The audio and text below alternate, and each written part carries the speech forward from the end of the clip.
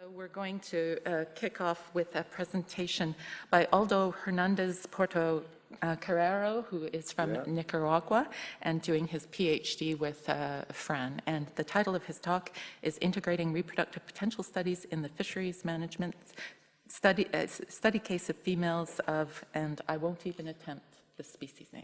Thanks. Good morning. Okay, I will try to integrate reproductive potential studies in the fisheries management. And I use a study case, Brycon guatemalensis, which is a freshwater fish inhabiting inland waters from Mexico to Panama. And in the Nicaraguan lake is the second most important commercial species. So now I will mention three aspects directly related to this study. One of the aspects is that in small-scale fisheries around the world, fishing gear is the most common used fishing gear for catching fish. And many regulations arise by combining gill net selectivity analysis and length at maturation. So as a result, we protect the immature component of the stock. But gill net had been known to select fish on a narrow size range. And the regulation of the mesh size prevent to catch fish below that size range. So it make it possible to catch fish on a desirable size range because of the high selectivity of the net, of course. But also, we know that fish populations are heterogeneous in age, size, sex, pattern of behavior, habitat, and others. Hence, all their members are not equally vulnerable to any given method of fishing. Keeping in mind these three aspects, I will present this study which focus the attention on the female stock of Brycon guatemalensis collected in the Nicaraguan lake, where gill nets are widely scattered. So during my result presentation, I will discuss mainly on two aspects. One of the aspects is the impact of the gill net selectivity, not only on the size range of the population, but considering the reproductive phase of the stock, immature component of the stock. And also, I will remark on some important considerations to be taken into account to fisheries management as reproductive cycles in a temporal scale, reproductive phase, and potential fecundity. So this study was developed along the eastern part of the Nicaraguan lake, where 47 stations were set. And we analyzed gill net selectivity of 4 mesh size, and we analyzed the impact in the size range, length at maturation, reproductive phase, potential fecundity, and also we analyzed the influence of the reproductive cycles in the gill net catches.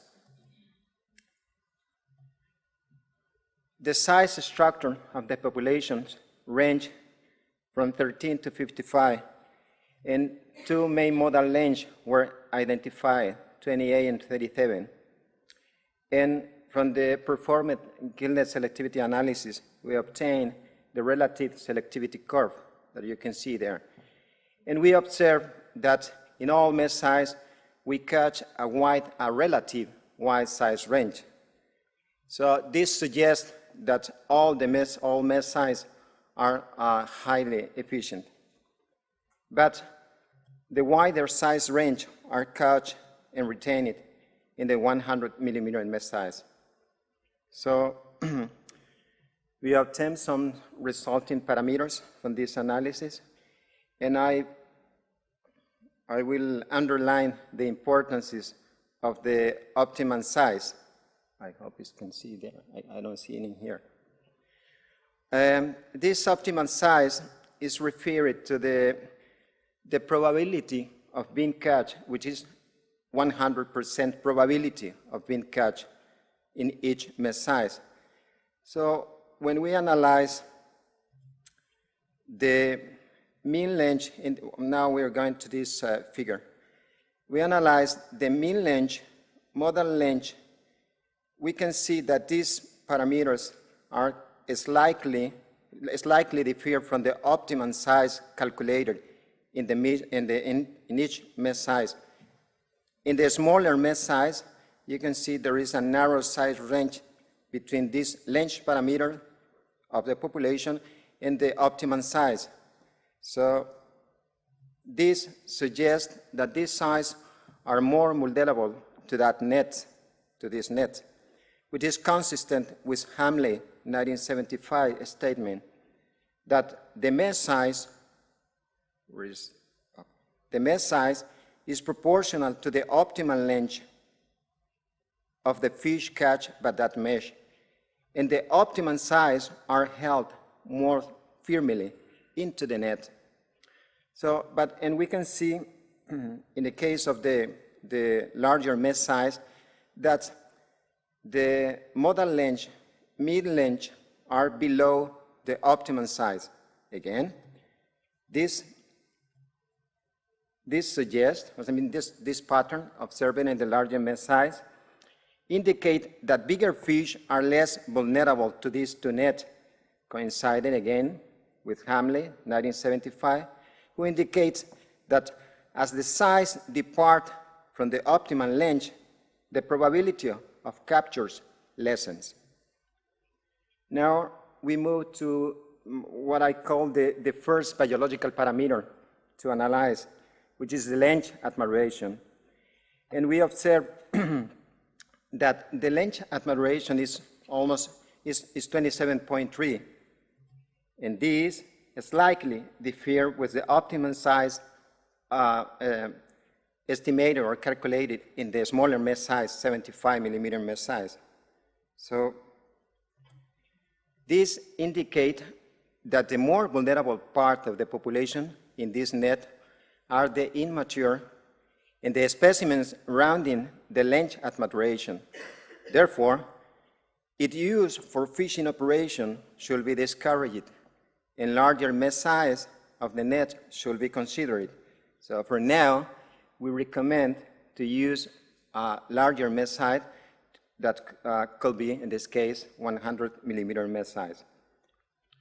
So, so far, as I said in the introduction, we combining anabiological parameters with the gill net selectivity analysis, and now we protect the immature component of the stock.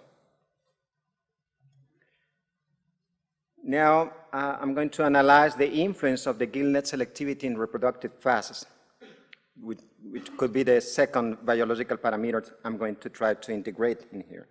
As we have seen, in the gill net selectivity, we catch and retain it, fish in a function of the mesh size and the body length of the fish.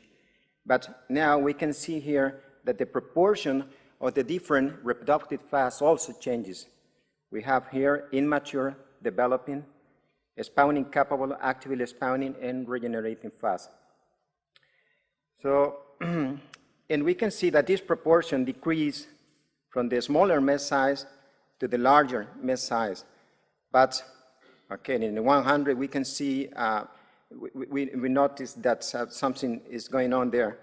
The spawning capable and actively spawning phase increase a little bit. In the smaller mesh size, we catch and retain fish from all developing phase, reproductive phase, sorry. But the immature phase are caught in a higher percentage. And in the 100 millimeter mesh size, the spawning capable phase and the actively spawning phase are caught in a higher percentage.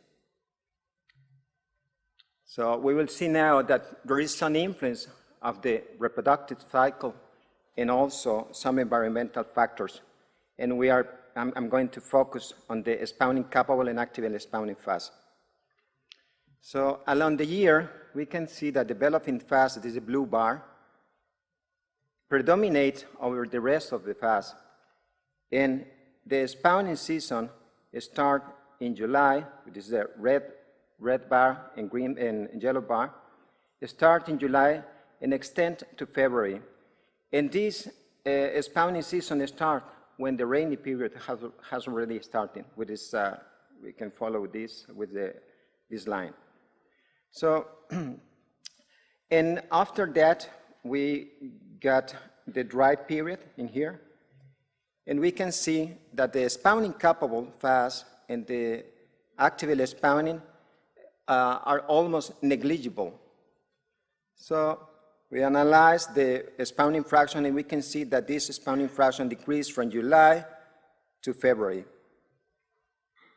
So we are going back to this figure, and we can see now, we can observe that in the smaller mesh size, during the rainy period, during the dry period, the numbers of individuals in each mesh size are caught in a lower quantity. While during the rainy period, these arrows lost. During the rainy period, the numbers of individuals caught and retained in each mesh size increase. The higher increase we observe in the 100 millimeter mesh size. Also, we analyze the mean length of the reproductive phase in relation to the mesh size, and we observe a significant variation in the larger mesh size. Well, this is because, okay. But in the smaller mesh size, there is no significant variation. As we have seen before, in all mesh size, we catch all different reproductive phases. But now we can see that this, in the larger mesh size, this reproductive phase changes. And this there is a mean length variation between the reproductive phase. In this case, the variation is between developing phase, spawning capable, and actively spawning phase. But in a broader perspective, we can see that this mean length also increases with the mesh size. As we have recommended the use of 100 millimeter mesh size, we are going to see the impact of this mesh. So the impact of this net is not only on large specimens, but also on reproductive phase. The impact is related to the length-mesh relationship and also to the pattern of behavior observed in the females in response to the environmental condition of the year.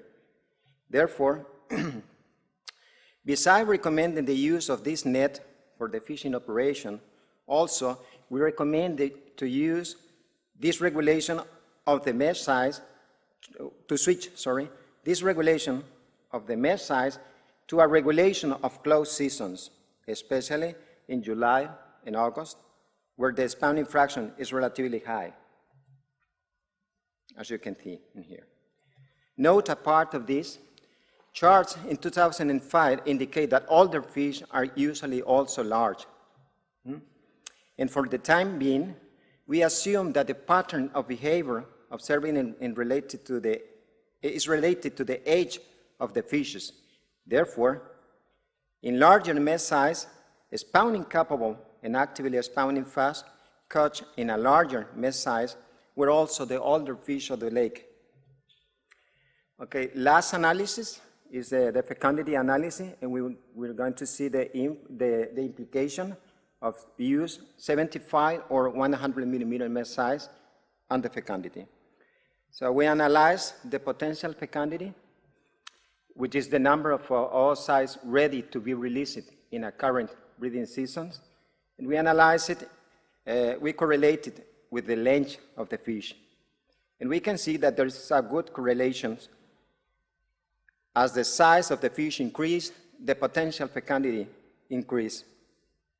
So this result is in line to what has been stated by Charles in 2005 again, that older fish are usually large, and fecundity also increases exponentially with size. By integrating this analysis with the gillnet selectivity analysis, we can observe that the optimum site that was in the smaller mesh size, that was 26.8. And length at maturation is likely to differ, both being caught and retained in the smaller mesh size. So if we go to this fecundity analysis, we can see that an individual of 27 has a low potential fecundity, lower than 5,000 eggs production in a current breeding season. So, as we recommended, yes, I'm almost finished.